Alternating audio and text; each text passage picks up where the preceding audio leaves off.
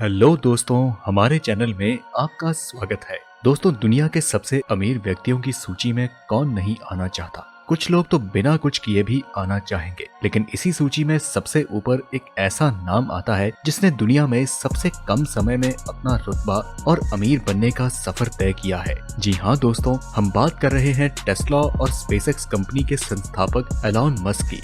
Elon Musk एक ऐसी शख्सियत हैं जिन्हें किसी भी परिचय की जरूरत नहीं है। तो आखिर एलॉन मस्क इस दुनिया के इतने प्रभावशाली और सफल व्यक्ति कैसे बने, ये हम आज की इस वीडियो में विस्तार से जानेंगे। तो चलिए शुरू करते हैं।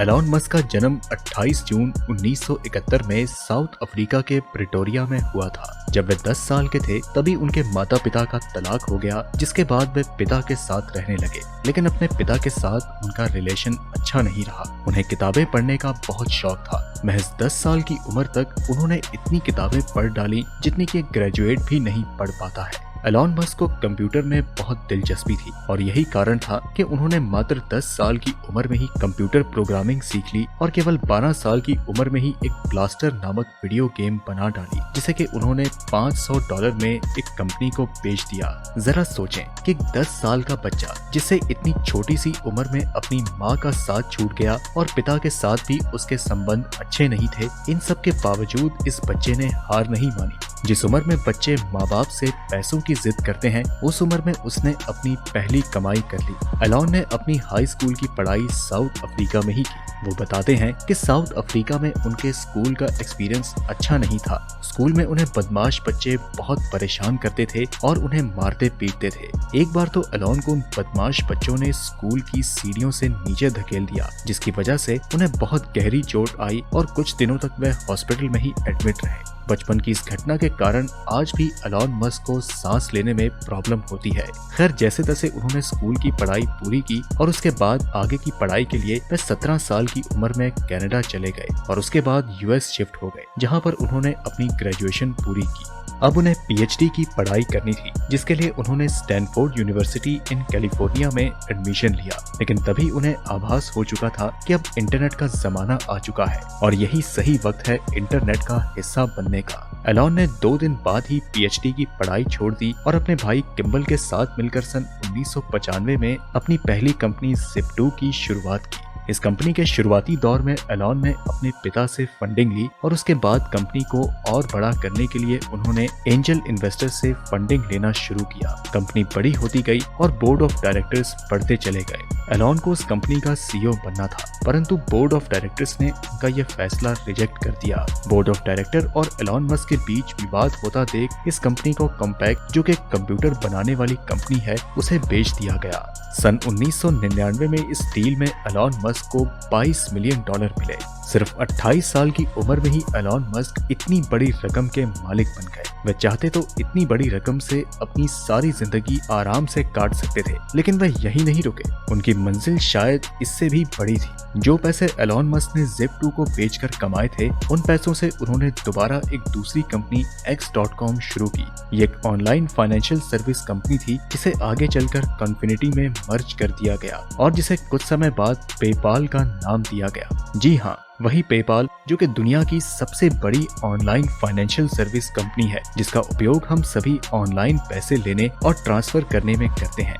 सन 2002 में पेपाल को ईबे के द्वारा एक्वायर कर लिया गया, जो कि एक बहुत बड़ी ई कॉमर्स कंपनी है। पेपाल के बिकने के बाद एलॉन मस्क को $165 मिलियन मिले, जो कि एलॉन मस्क के लिए अब तक की सबसे बड़ी डील थी। अब आप सोच रहे होंगे कि इतने पैसे मिलने के बाद एलॉन ने उस पैसे को कहीं बैंक में फिक्स डिपॉजिट कर दिया होगा या किसी कंपनी में इन्वेस्ट कर दिया होगा और आराम की लाइफ जी रहे होंगे। और अगर शायद उनकी जगह कोई और होता तो वो ऐसा ही करता। लेकिन एलॉन मस्क उन लोगों में से नहीं थे। उनका विजन कुछ और ही था और वो उन लोगों में से थे जो कामयाबी के बाद चैन से बैठते नहीं थे, बल्कि एक मकसद के बाद दूसरे मकसद की खोज में निकल जाते हैं। पेपाल के बेचने के बाद एलॉन ने तीसरी कंपनी की शुरुआत की, जिसे स्पेसएक्स नाम दिया गया। एलॉन मस्क सोचते थे कि मंगल ग्रह पर ही मनुष्य को बसाया जाना चाहिए। वहाँ भी पेड़ पौधे उगाए जा सकते हैं और खेती भी हो सकती है, और मंगल ग्रह पर जाने के लिए रॉकेट की जरूरत होगी। इसके लिए एलॉन मस्क रूस गए और वहाँ उन्होंने रॉकेट खरीदने की बात रखी, लेकिन वहाँ पर एक रॉकेट की कीमत $8 मिलियन बताई गई।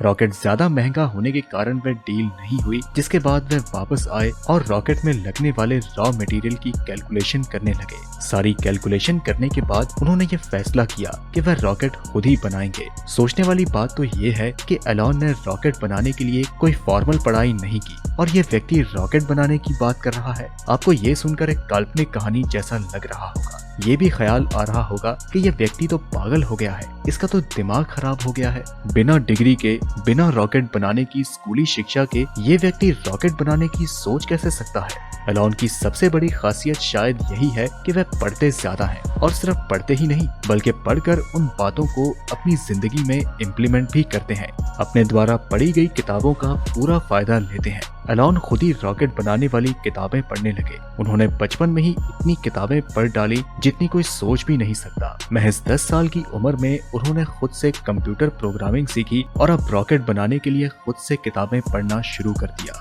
एलॉन मस्क ने स्पेसएक्स की शुरुआत की। इस कंपनी को शुरू करने का उनका मकसद था मंगल ग्रह पर जाकर जीवन की खोज करना और फिर ऐसे रॉकेट का निर्माण करना जो कि सस्ता हो और लोगों को पृथ्वी से मंगल ग्रह तक ले जाए और वापस लाए। जिस तरह से आज हम एक स्थान से दूसरे स्थान तक पहुंचने के लिए किसी ट्रांसपोर्ट का उपयोग करते हैं, ठीक वैसे ही अंतरिक्ष को लेकर एलॉन मस्क की सोच भी कुछ ऐसी ही थी कि एक ऐसे ट्रांसपोर्ट सिस्टम का निर्माण किया जाए जिससे कि लोग अंतरिक्ष में जा सके, वहां घूम सके और फिर वापस धरती पर लौट आए। एलॉन मस्क ने इंटरव्यू में कहा कि 2040 तक लगभग 80,000 लोगों की आबादी को वह मंगल ग्रह पर बसा देंगे। उनका यही कॉन्फिडेंस उन्हें बाकी लोगों से अलग करता है और बताता है कि एलॉन मस्क कितने बड़े क्रांतिकारी व्यक्ति हैं। साल 2002 में जब उन्होंने स्पेसएक्स की स्थापना की और रॉकेट बनाना शुरू किया तो उनको इसमें कामयाबी ऐसे नहीं मिली। पहला रॉकेट लॉन्च करते ही उसमें आग लग गई, लेकिन उन्होंने हार नहीं मानी। उन्होंने दोबारा कोशिश की और दूसरी बार रॉकेट स्पेस में भेजा, लेकिन इस बार भी रॉकेट ऑर्बिट में लैंड करने में असफल रहा। एलॉन के पैसे खत्म होते जा रहे थे और अब तक वह 2 बार असफल हो चुके थे, लेकिन उन्होंने फिर से कोशिश की और तीसरी बार फिर से रॉकेट को लॉन्च किया। रॉकेट स्पेस में तो चला गया, लेकिन ऑर्बिट तक पहुंचने में असफल रहा। अब तक एलॉन के पेपाल को बेचकर कमाए गए सारे पैसे खत्म हो चुके थे। अब इतने में तो बड़े से बड़ा व्यक्ति भी टूटकर बिखर जाता है। हिम्मत जवाब दे जाती है।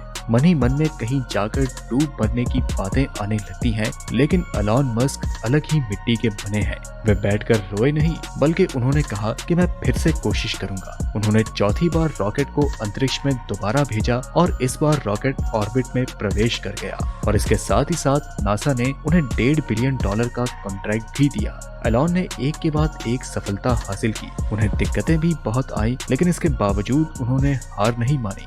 एलॉन मस्क ने अब तक Zip2 की स्थापना की, X.com की स्थापना की जो कि आगे चलकर पेपाल बनी, फिर उन्होंने स्पेसएक्स की स्थापना की। वे एक के बाद एक आविष्कार करते जा रहे थे और सफल होते जा रहे थे। एलॉन मस्क ने अगला अनाउंसमेंट ये किया कि अब वे बिजली से चलने वाली गाड़ी बनाएंगे। जी हाँ, अब तक गाड़ियाँ पेट्रोल या डीजल से चलती आ रही थी, जिसकी कीमत एक तो बहुत ज्यादा थी और पेट्रोल या डीजल से वातावरण भी प्रदूषित होता था। अब Elon Musk Tesla motor company में घुस गए और उन्हें वहाँ सीईओ की पोजीशन भी मिल गई और अब वे इलेक्ट्रिक व्हीकल बनाने लगे। शुरुआत में उन्हें इसमें भी बहुत सी दिक्कतें आई, जैसे कि इलेक्ट्रिक गाड़ियों को बनाने में बहुत ज्यादा पैसा लगना, जिससे कि उनका महंगे होने के कारण उनकी बिक्री नहीं होती थी। लेकिन धीरे धीरे उन्होंने इस कॉस्ट पर भी काबू पाया, जिससे कि इलेक्ट्रिक कार की मार्केट में बड़ी मात्रा में डिमांड होने लगी और आज टेस्ला $1 ट्रिलियन की कंपनी है।